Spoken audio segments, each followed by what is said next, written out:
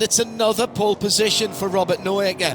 In the R&R Robert Noecker racing team, Devin Anderson is alongside for Tech Sport. Sandy Satulo for R&R backs up his team leader in third, right behind him in second row of the grid.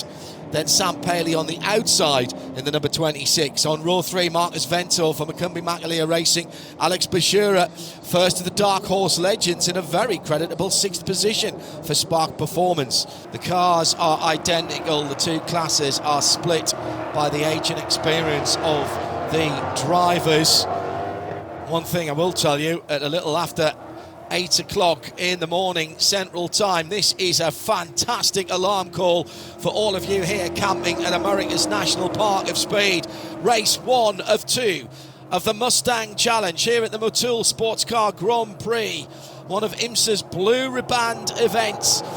Good run to the line and a jump away from the number 13 of Robert Noecker in the blue and white car to the pit wall side of that long climbing pit straight. He gets away and brings Sandy Satulo in the red, white and black car through with him, or the one with the more white on the nose of that car. It'll be side by side with Devin Anderson as they go through in second and third. Anderson goes wide and there's a touch there and round goes Satulo and he's right in the middle of the pack. This is going to be huge conflagration. Also involved Alfonso Diaz, the Tech Sport second place in the Legends. There's at least 2 or 3 cars in there. The Stars and Stripes, Alfonso Diaz car. Sandy Satulo went round as well. That was the catalyst, I think. Safety car is out. So Robert Noecker will have to do it again, but this time in a single file restart as they turn through the final right-hander at 14, and he's on the power early as everyone else was still with their front wheels turned. That's a copy boot restart. He's defending to the inside. There's nobody there, Robert. You're defending fresh air at the minute, mate. You can go straight back to the racing line. The battle is for second and third as Sam Paley drags up behind Devin Anderson. He'll get down the inside, and this is a repeat of what we saw at the original start, where Anderson's going to have to tough it out on the outside, and he does exactly the same thing. They're both miles off the track. So are Buescher and Marcus Vento behind him, and through, I think, goes Tate Pritt and gets a 2 for there. That number 98 car up into 4th place. That was an awesome piece of opportunist overtaking. Wow, that is, I mean, a quite remarkable start from Robert Noecker, and on the opposite side, Devin Anderson really half asleep there, and Sam Paley, double winner here last year in car number 26, was determined to make the most of it, and he did. But here comes Anderson, very, very deep on the brakes, coming down the hill, and is he going to get it done? Oh, that's a fantastic move there from Devin Anderson through turn 5, goes around the outside of Sam Paley, and Paley's coming back at him again. Oh, this is wonderful racing. Oh, off on the grass and a problem. Devin Anderson, I think, has a problem, possibly a puncture. He's got the car off. Meantime, there will be, I think, 2, well, a drive-through penalty for Sandy Satulo, who takes it immediately with the incident with Alfonso Diaz. Buescher, leader in the Dark Horse, wants a place on the overall podium, Peter. You've said his results this year good enough for second place in the overall championship, and he wants an overall podium again here at Road America. Yes, he does. Yeah, that he does. Yeah, because you look at Devin Anderson in third and Sandy Satulo in fourth, both not finishing the race. So another opportunity for Buescher to. Oh, now who into the? Is that Sam Paley going into the pits? Yeah, Sam Paley in the pits. That's a drive-through for incident responsibility with the number 22, Devin Anderson. Wow. Down the inside, Zachary in that downhill braking area at what is effectively turn number 3. Apologies that we didn't finish off under the green flag, but those of you who can't see the incident down at turn 5, it was a pretty scary one for Sam Paley. He's fine, but we have lost then Sam Paley, Scott Thomas, Devin Anderson, Sandy Satulo and Alfonso Diaz in incidents. Noecker takes it in the Dark Horse class. In second overall, Alex Buescher takes the Legends ahead of Dark Horse Marcus Vento, second in his class, third overall. Tate Pritt, Corbin Collins and Doug Peterson make up the top 5 in Dark Horse. Zach Lee got up into second place, remember, in the number 48 after just missing out on that huge incident, lap 1, turn 1. That was a great drive back from Zach in the silver 48 ahead of Drew Nobart, who's in 8th and 3rd in the DHL class. Paolo Salvatore holds on to a top 10 position in 9th. Beautiful lineup as we come to the green flag with 45 minutes on the clock. Let's fingers crossed for a better start than yesterday. The pole man gets away nicely with Sandy Sottulo following him through after yesterday's problems for that number 7 car. The Robert Neuecker team will go into the first corner first and second. Robert just sort of defends the outside there, maybe to help Sandy. This is a carbon copy of what we saw yesterday, but everybody gets through with Alex Buescher making a good run from 5th into 4th. So the inside lane, the odd-numbered lane behind the pole sitter Robert Neuecker, got the best start through turn 1, 2 and 3 under the Sargento Bridge. We have all 18 cars, with Colin Harrison having not started in the Tech Sport car, Peter, and that at least gives us the run down to turn 5, another action area for everyone at the moment, still running with just on 44 minutes to go. Biggest braking zone on the circuit here, 150 miles an hour. They hit the brakes there and down. The manual gearbox H-pattern shifts here with rev matching, which all of the top drivers are using them as well. You hear the little pop and bang from the Borla exhaust. That's that rev matching option there, working really, really well. As Sam Paley having to make moves early. He's already made 4 or 5 positions from the back of the grid, and he's got to get a move on early. Oh, problem for Sottulo again. What's happened to Sandy Sottulo? He's going slow. Many cars running past him. What has happened to number 7, the white and red car of Sandy Sottulo? And now it's side by side with Tate Britt and number 26 of Sam Paley, that is, coming through. My apologies. Sam Paley, remember, who started at the back because of that chassis change after that huge incident at turn 5 yesterday, really underlining the safety and strength of these cars.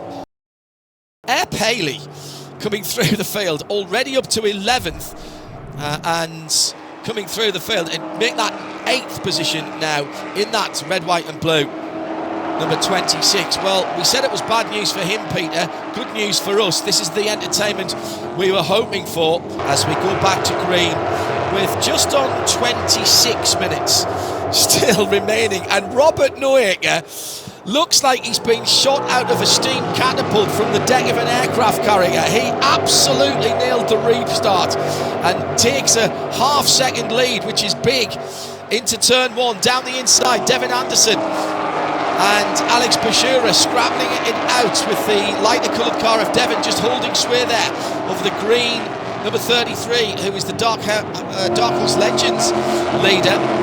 Where did Sam Paley get to? He was 7th across the line. He's already up to Zachary Lee. That's the battle for 5th. They're side by side, so Corbin Collins has been dispatched by the charging Paley, who for the moment has dropped in behind the silver bullet number 48. Flashing of the headlights, which everybody knows gives you at least 5 horsepower more. Kidding. Down the inside of turn 5, that has become a Paley signature move in race 2, and you've got to give him some credit here, Peter, for the mindset. You mentioned it earlier on. That's where he had the big accident yesterday. He's still the last of the late breakers there today. That's confidence in the car and in himself. And it's such a great spot to try and make the move, because you're slowing the car down from 150 to 50 miles an hour. And here's another one coming down into hurry downs, and Alex Buescher doesn't fight it too hard, gives the racing space, and Paley comes through like a steam train. He's now up into 4th position, and his next target is Marcus Vento. The podium is absolutely on here for Sam Paley. We've still got 24 minutes left.